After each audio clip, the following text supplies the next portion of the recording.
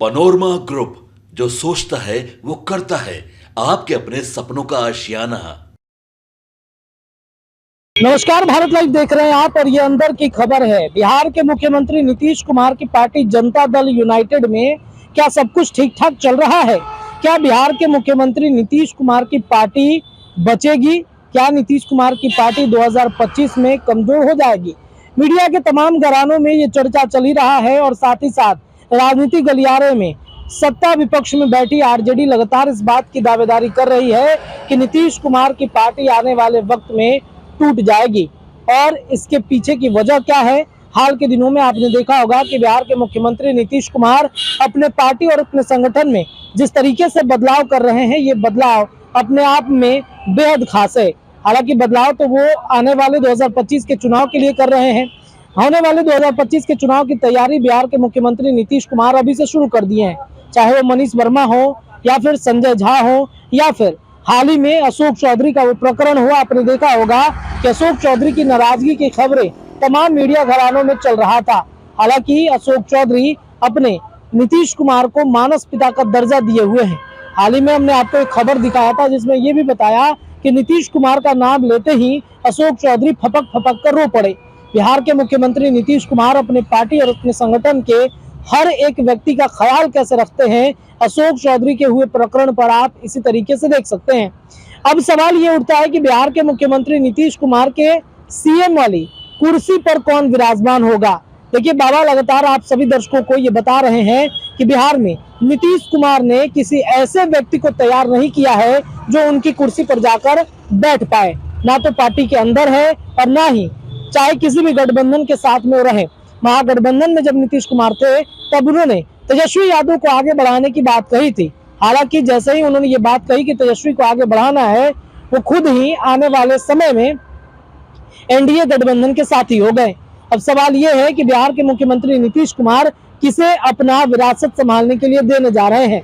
नीतीश कुमार अपने पार्टी संगठन की मजबूती और संगठन में बदलाव को लेकर के समय समय पर बदलाव कर रहे हैं और इसके साथ ही साथ अपने विरासत को संभालने के लिए एक ऐसे व्यक्ति की तलाश कर रहे हैं जो उनकी कुर्सी पर बैठकर पूरे बिहार को संभाल सके और बिल्कुल नीतीश कुमार के जैसा ही होना चाहिए। तो सवाल ये है कि वो व्यक्ति कौन होगा।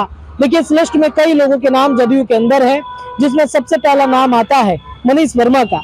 मनीष वर्मा को लेकर के चर्चाएं खूब चली थी कि मनीष वर्मा बिहार में नीतीश कुमार को 2024 लोकसभा चुनाव में प्रचार प्रसार करने में, उनकी पार्टी को मजबूत करने में पर्दे के पीछे रहकर बहुत सारी रणनीति बनाए और रणनीति बहुत हद तक सफल भी रही है।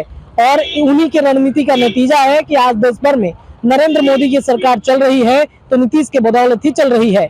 महागठबंधन से नीतीश जब एनडीए गठबंधन की तरफ आए थे तब ये चर्चा चल रही थी कि नीतीश की पार्टी कमजोर है, नीतीश की पार्टी और उनके सांसद जीत नहीं पाएंगे। लेकिन आज स्थिति ऐसी हो गई है कि नीतीश कुमार के 12 सांसदों की वजह से देश भर में नरेंद्र मोदी तीसरी बार सत्ता में आए हैं और नीतीश और चंद्रबाबू नायडू उनके लिए कितने महत्वपूर्ण है, इस बात का अंदाजा आप इसी बात से लगा सकते हैं कि नीतीश के हर डिमांड को नरेंद्र मोदी लगातार पूरा कर रहे हैं और आने वाले वक्त में कई सारी योजनाएं जो हैं वो बिहार के लिए देने की बातचीत भी वो कह रहे हैं।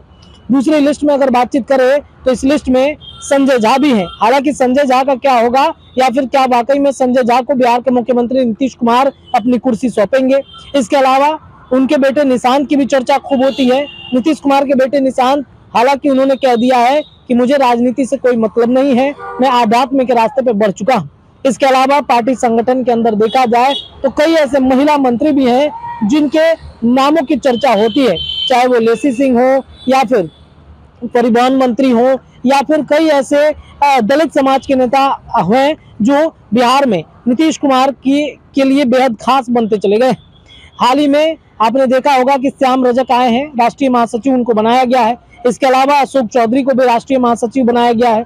साथ ही साथ अशोक चौधरी भी इस कुर्सी के लिए बेहद दावेदार कहे जाते हैं। उनके पार्टी संगठन के अंदर अगर चर्चा ऐसी चलती है तो अशोक चौधरी का नाम भी खूब उठता है। अशोक चौधरी पर नीतीश कुमार जिस तरीके से भरोसा जताते हैं, एक तरीके से कहे तो नीतीश कुमार के दाहिने हाथ अशोक चौधरी इस वक्त बने हुए हैं। संकट मोचन का तमगा ऐसे ही नीतीश कुमार के लिए नहीं लगा हुआ है अशोक चौधरी के लिए। तो इसके अलावा विजय चौधरी भी डिजर्व करते हैं इस कुर्सी के लिए। विजय चौधरी उनके आंख नाक कान है। आपने देखा होगा कि जब महागठबंधन में नीतीश कुमार थे तब उनकी बोली और उनके बॉडी लैंग्वेज में जो लगातार बदलाव हो रहा था, तो विजय चौधरी ही उनके आसपास घूम रहे थे और उनको क्या बोलना है, अगर वो कुछ मतलब किसी बात को बोलते बोलते अगर वो आगे बढ़ जा रहे थे तो वो विजय चौधरी आकर उन्हें समझाते भी थे। इसके अलावा विजेंद्र यादव हैं, हालांकि वो उम्र के उस ऐसे पड़ाव पर चले गए हैं जहां पर शायद ही कुर्सी नीतीश कुमार उनको सौंप सके। इसके अलावा भी कई ऐसे व्यक्ति हैं जिन व्यक्ति को शायद नीतीश कुमार अपनी कुर्सी सौंप सकते हैं। कुशवाहा के बड़े बड़े धुरंधर भी इस कुर्सी के लिए डिजर्विंग है। अब हाल ही में आपने देखा होगा कि अशोक चौधरी को राष्ट्रीय महासचिव बना दिया गया, तो ये चर्चा चलने लगी कि अशोक चौधरी इस कुर्सी के लिए ही शायद सब कुछ, कविता पोस्ट से लेकर के हर चीज कर रहे थे। लेकिन लगातार हम आपको ये बात बता रहे हैं कि अशोक चौधरी जब कांग्रेस छोड़कर आए थे तब से ऐसी जो पद है उस पद के वो डिजर्विंग करते हैं। वो कभी, उन्होंने खुद इस बात को बयान दिया है कि हमने कभी किसी चीज को मांगा नहीं है, नीतीश कुमार ने ही हमें सब कुछ दिया है, तो वो डिजर्व करते हैं। नीतीश कुमार ने ये पद देकर अशोक चौधरी पर कोई बहुत बड़ा मेहरबानी नहीं कर दिया, बल्कि वो इससे भी बड़े पद के दावेदार हैं, इससे भी बड़े पद के लिए वो डिजर्व करते हैं, क्योंकि संगठन के अंदर या फिर संगठन के बाहर जो बदलाव करते हैं वो अशोक चौधरी बेहद इसमें मास्टरमाइंड है और करते हैं। तो ऐसे कई नाम हैं जो जदयू के अंदर सीएम की कुर्सी के लिए लगातार दावेदारियां उनकी बढ़ती चली जा रही हैं। तो इसके अलावा आपको बता दें कि सीएम की कुर्सी के लिए जहां तेजस्वी यादव है, तो वहीं सम्राट चौधरी से लेकर उपेंद्र कुशवाहा और जीतन राम मांझी के बेटे संतोष सुमन से लेकर के आपको बता दें कि चिराग पासवान तक, ये सभी सीएम की कुर्सी और सीएम के पद के लिए दावेदार हैं। हालांकि नीतीश कुमार का फैसला क्या होता है ये देखना बड़ा दिलचस्प होगा, लेकिन आपको बता दें कि बिहार में सीएम की कुर्सी को लेकर इस वक्त लगातार चर्चाएं चल रही हैं। हालांकि एनडीए गठबंधन के अगर आप साथियों से पूछेंगे तो वो ये कहते हैं कि इस बार 2025 का चुनाव भी हम नीतीश कुमार के नेतृत्व में ही लड़ना चाहते हैं। हमारे मुख्यमंत्री एनडीए गठबंधन के मुख्यमंत्री नीतीश कुमार ही रहेंगे, यानी कि 2025 में भी नीतीश कुमार ही सीएम की कुर्सी के दावेदार हैं और वही सीएम बिहार के बनेंगे। हालांकि राजनीति है, इसमें क्या कुछ बदलाव होता है ये तो आने वाला वक्त बताएगा, लेकिन भारतीय जनता पार्टी ने भी अपने पार्टी लाइन में जाकर के ये चर्चाएं छेड़ दी है कि अब भारतीय जनता पार्टी अपने किसी ऐसे व्यक्ति को सीएम पद के लिए आगे बढ़ाएगी जो संगठन से जुड़ा हुआ या आरएसएस से जुड़ा हुआ कोई ऐसा व्यक्ति है।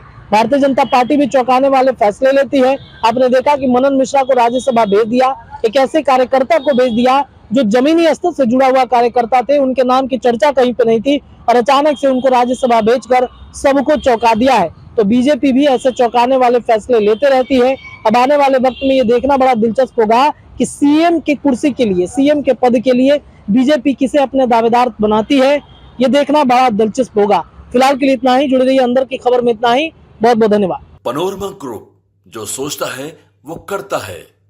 अगर ये वीडियो पसंद आई और वह बिहार के राजनीति और बिहारियत से सरोकार रखेनी तो सब्सक्राइब बटन दबा के चैनल के सब्सक्राइब कर ली। ओजे एगो घंटी बा, ओकरा बटन दबा देला से कुल सटीक और मारक खबर रुआ मुफ्त में मिल जाई। अगर रुआ पत्रकारिता के हमनी के नया प्रयोग में सहयोग कर चाहतानी तो ज्वाइन बटन दबा दी। पेटीएम नंबर नोट कर ली 9386816700। धन्यवाद।